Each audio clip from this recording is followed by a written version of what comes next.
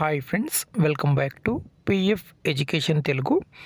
ఒక EPF member 2 కంపెనీస్లో duty చేయడం జరిగింది. కానీ ఇక్కడ తనకు ఉన్న సమస్య ఏమిటంటే, ఒక కంపెనీలో జస్ట్ అక్కడ తన యొక్క డీటెయిల్స్ ఇచ్చారు. ఆధార్ డీటెయిల్స్, ప్యాన్, తన యొక్క బేసిక్ డీటెయిల్స్ ఉంటాయి కదా, డ్యూటీ జాయిన్ అయినప్పుడు ఇచ్చేటటువంటి డీటెయిల్స్ ఇచ్చారు. అక్కడ ఆ కంపెనీలో డ్యూటీ అయితే ఏం చేయలేదు, కానీ పిఎఫ్ ఐడి అనేది క్రియేట్ చేయడం జరిగింది. ఇప్పుడు దాంట్లో కంట్రిబ్యూషన్ అనేది 0 ఉంది. కానీ వేరే కంపెనీలో డ్యూటీ చేశారు, దాంట్లో సమ్ అమౌంట్ ఉంది. ఇప్పుడు ఏ విధంగా విత్డ్రా చేసుకోవాలనేటటువంటి ఒక డౌట్ ఉంటుంది. సో ఇక్కడ ఒక ఎంప్లాయ్కి సంబంధించిన ఐడి ఇక్కడ లాగిన్ చేసి మీకు చూపిస్తాను, ఏ విధంగా విత్డ్రా చేసుకోవచ్చు 0 కాంట్రిబ్యూషన్ ఉన్నప్పుడు.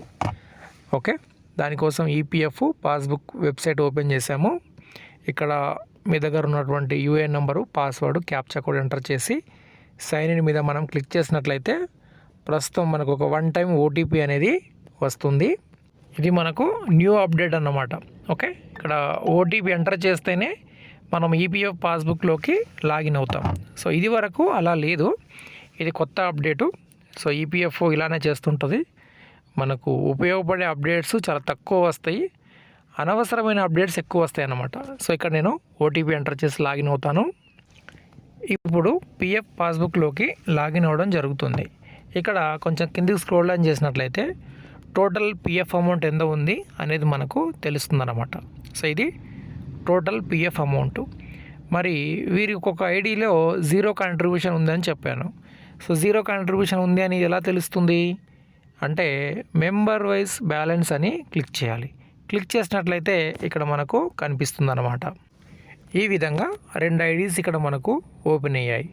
ఇప్పుడు వీరికి ఓల్డ్ కంపెనీలో సమ్ అమౌంట్ ఉన్నాయి, కానీ ఏదైతే చివరిసారిగా డ్యూటీ జాయిన్ అయ్యారో అక్కడ 0 కాంట్రిబ్యూషన్ అనేది ఉండిందన్నమాట. ఇలా చాలామందికి ఉంటుంది. అంటే అక్కడ డ్యూటీ జాయిన్ అయిన తర్వాత డ్యూటీ నచ్చకో, అక్కడ ఎన్వైర్న్మెంట్ నచ్చకో, కొలీగ్స్ నచ్చకో 3-4 డేస్ 1 వీక్ చేసి వెళ్ళిపోతారు. అలా ఉన్నప్పుడు ఎంప్లాయరు ఎటువంటి పిఎఫ్ అనేది పే చేయరు. అది ఏమవుతుంది, 0 కాంట్రిబ్యూషన్ లాగా ఉంటుంది. అంటే దాంట్లో ఎటువంటి పిఎఫ్ పే చేయరు కాబట్టి 0 అని మనకు చూపిస్తుంది అన్నమాట. ఇలా చూపించినప్పుడు మరి పిఎఫ్ని మనము ఓల్డ్ కంపెనీ యొక్క అమౌంట్ని సెటిల్ చేయాలి అని అంటారు, అంటే విత్డ్రా చేయాలనుకుంటారు. అనుకున్నప్పుడు మనకు ఆన్లైన్ ఆప్షన్ రాదు. ఆన్లైన్ ఆప్షన్ ఏమొస్తుంది, ఓల్డ్ కంపెనీ ఐడి మాత్రమే మనకు చూపించదు. ఏం చూపిస్తుంది, మీరు చివరిసారిగా ఏదైతే డ్యూటీ జాయిన్ అయ్యారో అది చూపిస్తుంది, అంటే 0 కాంట్రిబ్యూషన్ది చూపిస్తుంది అన్నమాట. ఇలా ఉంటే మనం ఏం చేయాలంటే, ఒక ఆప్షన్ ఏంటంటే ఆఫ్లైన్లో పిఎఫ్ అప్లై చేసుకోవాలి. కానీ ఆఫ్లైన్లో అప్లై చేయడం చాలా కష్టంగా ఉంటుంది కాబట్టి మనము వేరే ఏదైనా కంపెనీ జాయిన్ అవ్వాలన్నమాట.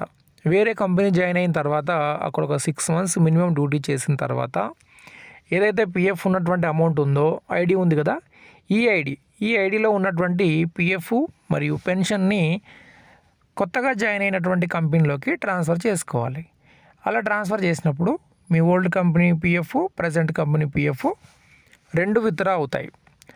అలా కాకుండా కొందరికి ఇంకో సందేహం ఏంటంటే, ఈ 0 కాంట్రిబ్యూషన్ ఉన్నటువంటి ఐడిని డిలీట్ చేయాలి, క్లోజ్ చేయాలి అనుకుంటారు. అది అటువంటి అవకాశం ఏమీ లేదు ఈపీఎఫ్ఓలో. ఏదైనా ఒక ఐడి 1 టైం క్రియేట్ అయిందంటే అది అలా ఉంటుందన్నమాట. సో అది శాశ్వతంగా ఉంటుంది, పర్మనెంట్ అనమాట. దాన్ని డిలీట్ చేసే ఆప్షన్ అయితే లేదు. సో ఈ విధంగా న్యూ కంపెనీ జాయిన్ అయినప్పుడు అక్కడ ఒక 6 months డ్యూటీ చేసి old company PF, new company PF withdraw చేసుకోవచ్చు. వీడియోకి లైక్ చేయండి, సబ్స్క్రైబ్ చేయండి.